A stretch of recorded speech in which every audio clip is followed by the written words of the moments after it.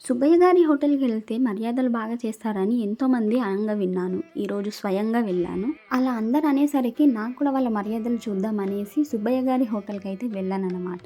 లోపలికొచ్చి చూస్తే గోల గోల ఏదో పెళ్లి భోజనాలకు వచ్చినట్టు అనిపించింది ఈ సెటప్ చూస్తే. వెళ్ళగానే అరిటాకుతో అయితే స్టార్ట్ చేశారు. ఇక్కడ అందరూ అరిటాకులోనే భోజనం చేస్తున్నారు. ఇక అరిటాకు వేసారంటే ఇంకా స్టార్ట్ చేశారు ఒక్కొక్క కర్రీ వేయడం. అదేం కర్రీయో చెప్తూనే వడ్డిస్తున్నారు. టేస్ట్ విషయానికి వస్తే మాత్రం అబ్బబ్బబ్బా, ఒక్క కర్రీని మించి ఇంకొకటి ఉందబ్బా. ఇవన్నిట్లో ఆ పునుగుల కూర అయితే వేరే లెవెల్ అబ్బా. లెమన్ రైస్, జీరా రైస్, స్వీట్స్, బూరెలు అన్నీ అద్దరగొట్టి. వాళ్ళ మర్యాదలు అంటే ఏమో అనుకున్నాం కానీ మామూలుగా లేవు అసలు. ఒకటి తర్వాత ఒకటి పెడుతూ అసలు తిండి పెట్టి చంపేశారనే చెప్పొచ్చు. కొంచెం వేసుకోండి అనుకుంటా పొట్ట పైలేలా తినిపించారు. లాస్ట్లో పల్లీల పౌడర్, నెయ్యి వేసారబ్బా. అదేంటో ఆ కాంబినేషన్ ఇంట్లో ట్రై చేసినా ఆ టేస్ట్ రాలేదు. Please subscribe.